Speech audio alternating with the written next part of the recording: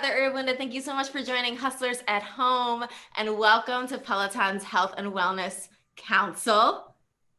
I'm glad to be here. It's great. Thank you for having me. So I know that congratulations. Thank you. You're taking time amongst your busy day before you could deliver some more babies. So thank you. Let's get right into it. So I'm excited for our conversation. I am pregnant with my first child, as you know, but I so admire the work you've done in maternal health and advocacy. So let's just tell the folks a little bit about your background and how you came to Peloton. Sure. So I'm an OBGYN. I'm based in New York City, but I've kind of lived all over the place. I did my residency through the military at Walter Reed in DC area.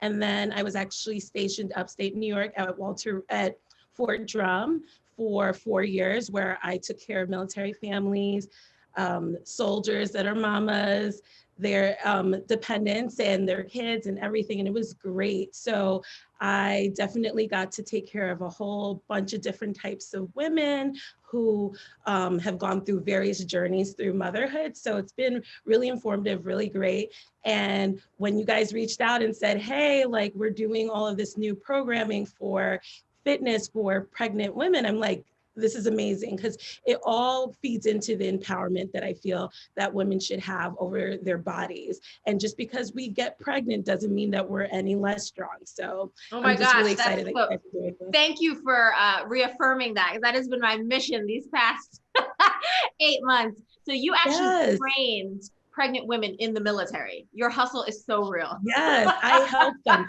So it was so funny, because when I joined, and I found out what my role would be, which was helping pregnant women in the military.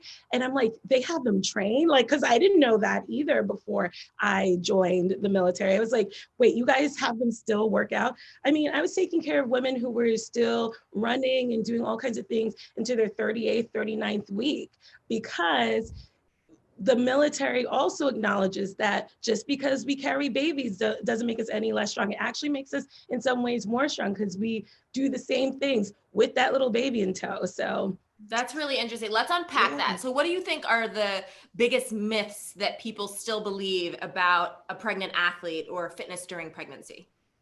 That they literally can't do anything. That is the biggest myth. Like, I have, even from other doctors that I know from other specialties, have been like, are you sure she can do that? And I'm like, yeah.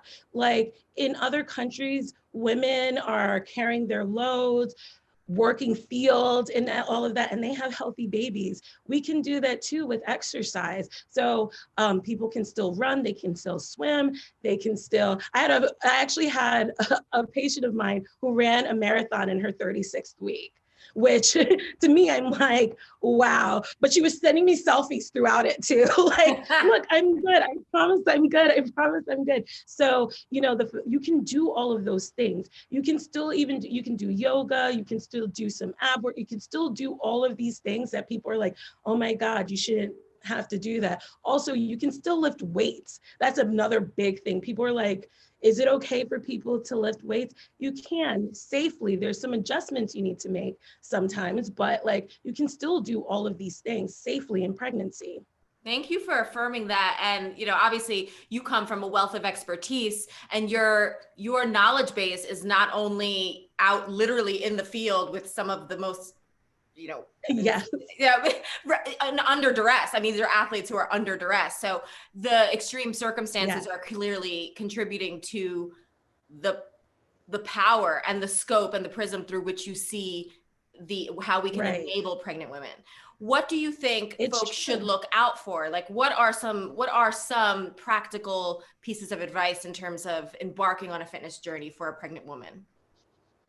So the biggest thing you have to do is listen to your body, because I think that a lot of times with fitness, we're always like mind over matter, like push through, push through, push through. It's uncomfortable. Yes, but push through, you know, that's how you grow.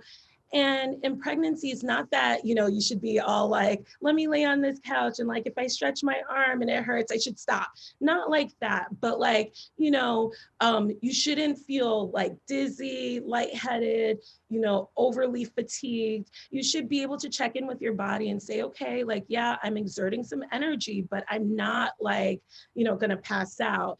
And those are the ways you need to look at it, because a lot of times it's hard to use what people have traditionally used to like be able to tell us whether we're overexerting ourselves or not, right? So like before we would use like heart rate measurements and things like that to be like, okay, you know, you should stop because your heart rate's above a certain number. In pregnancy, it's not really like that, because baseline in pregnancy, your heart rate's a little bit elevated anyway. Your baseline heart rate, any pregnant woman's baseline heart rate, just due to hormones, is a little bit like higher. So we're using rate of perceived exertion, right? Exactly. You should be using rate of perceived exertion, because your heart rate is not a great measure for how much you're exerting yourself in pregnancy. So you need to like check in with yourself. Do I feel like I'm literally like worked out so much I'm going to pass out? Dial it back a bit, you know, dial it back a bit, and you should still get all of the great benefits of that workout.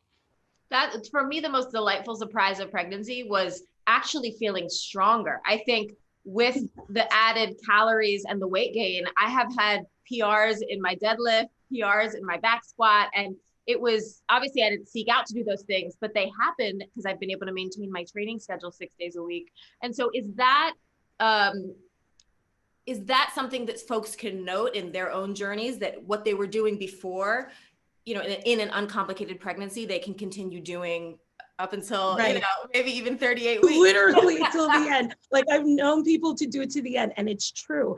Like you, as long as you're checking in with your body, your OBGYN, your medical provider says you're good to go, you can, you know, continue to do things at the rate you have been doing it. Just check in with yourself. Like, don't say, okay, like, because I know me, I'm one of those people who are like, I'll just power through, I'll just push through it. Like, it's supposed to hurt a little bit, but when you're pregnant, that's not what I recommend. So yeah, I've known people still doing CrossFit, like deadlifting, like doing all of that stuff. And they did fine, delivered their baby at the normal time, had a healthy, beautiful pregnancy, and no issues. So, and we do know that exercise helps you so much. It helps you so much, especially towards the end when you're going through labor.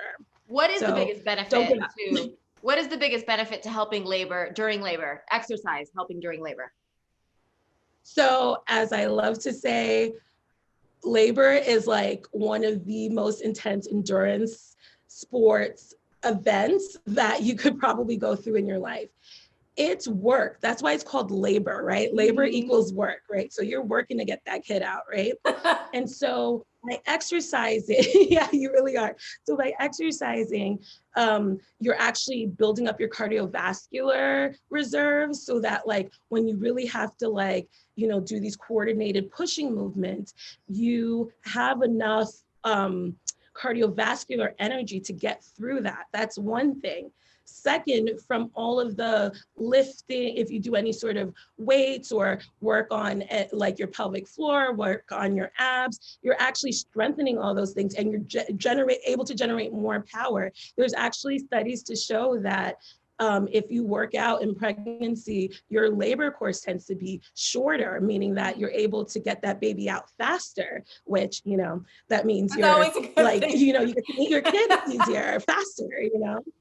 So my philosophy that I'm training for my 27th marathon, having run 26 traditional marathons, I think the 27th will be my most important, bringing this baby into the world. With the best prize at the end. It's not just like, you know, like a big stack of pancakes or whatever. Yeah. You know, some people always have their thing at the marathon. I'll take the baby. Now you'll have a baby.